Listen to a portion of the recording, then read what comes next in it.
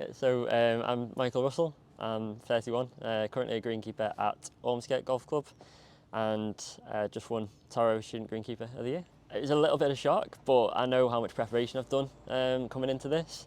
I think you can always underestimate yourself a little bit coming into these events, seeing exactly who's around you and how much experience everyone has, and the passion for the industry. But yeah, I was absolutely delighted, and I know that in terms of the rewards that are available as part of the event, and just networking has been a brilliant opportunity. I came into greenkeeping just over 4 years ago, at the age of 27. I worked in the Home Office and Immigration for 6 years prior to that, and then was in university for 3 years at Liverpool John Moores. I think at 27 I was in a career in which I was progressing well, but it was whether I wanted to do that for the next 35, 40 years really. And it gave me great opportunities, but it was just, I needed to think about what I wanted to do with my life. And had an ongoing mortgage at the time, and had a long-term relationship, so it was considering them elements. But fortunate enough to know someone in the industry who was a course manager at the time. They took a shot on me for a couple of morning shifts, and yeah, 4 weeks later I handed my notice in at the Home Office and started over there, and yeah, safe to say I've never looked back since then. I literally, as soon as kind of we got announced and stuff and I had 5 minutes, literally messaged my wife to tell her that I'd won it, and she's seen firsthand the amount of time that I've put into this preparation over the last sort of couple of months, and having a little one as well. It's not necessarily easy to get that time alongside work, alongside completing my level 3 when I'm getting home as well. But yeah, she understands the passion I've got for the industry, so she was delighted for me to say the least. And then yeah, soon after that, just messaged my mum and dad. My mum was nearly in tears, absolutely made up for me, and again, I've probably bored them to death with some of the stuff that I talk about greenkeeping with them when I go and see them and pick the little one up. But yeah, it's really exciting times, and they know exactly why I've gone through this career change 4 years ago. I don't think they necessarily did at the time or understand too much about it.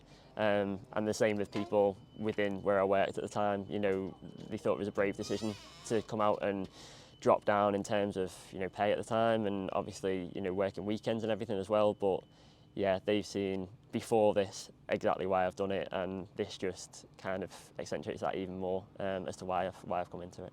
One of the things I said in kind of interview is that I worked at Royal St David's as the women's amateur, and that was only 3 months into greenkeeping at the time.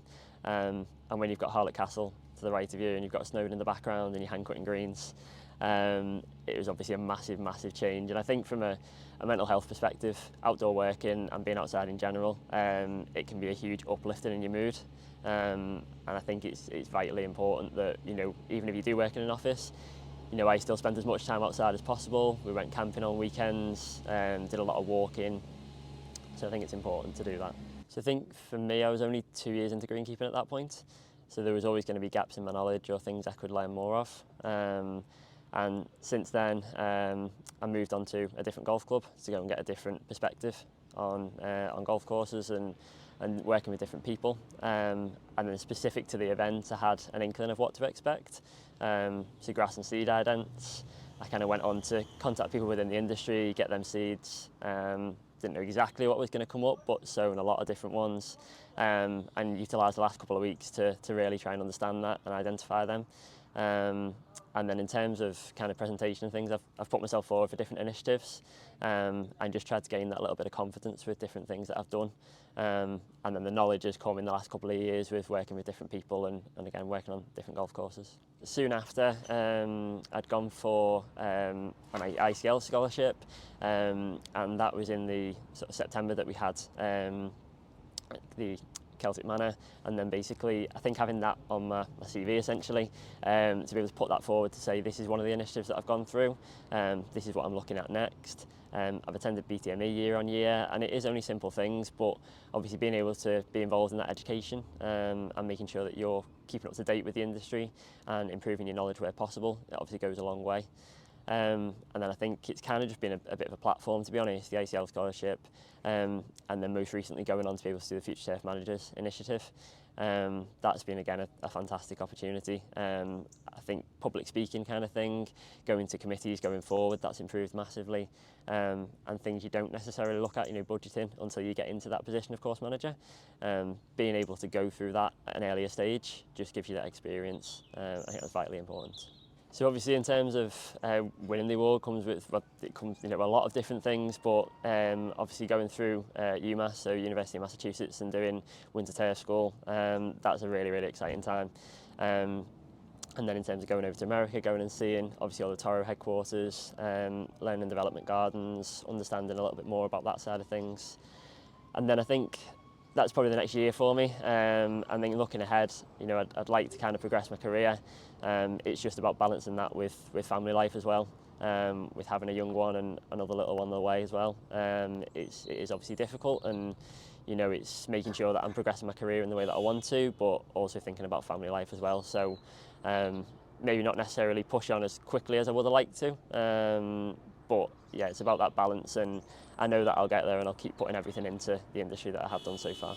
So in terms of the support, I know that I probably frustrate him a little bit with saying, right, I've got this going on, I've got this coming up, and because at the end of the day he's got to have a balance of managing a golf course, especially over the summertime when it's busy.